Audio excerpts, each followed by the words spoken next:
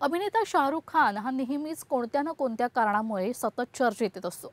पण आता बॉलिवूडचा हा किंग खान कायद्याच्या कचाट्यात अडकलाय। मिळालेल्या माहितीनुसार दिशाभूल करणाऱ्या जाहिरातींप्रकरणी रायपूर कोर्टाने शाहरुख खानला नोटीस बजावली आहे। याबाबत एका तरुणाने तक्रार देखील दाखल केली आहे। आपल्या अभिनयाने सगळ्यांना वेड लावणारा शाहरुख खान अनेक ब्रँड्सचा अँबॅसेडरही आहे। त्याने क्रीमसह अनेक लोकप्रिय जाहिराती देखील केल्यात। शाहरुख खान याने चित्रित केलेल्या जाहिरातींचा मुलांवर वाईट प्रभाव पडत असल्याचा आरोप न्यायालयाने केलाय।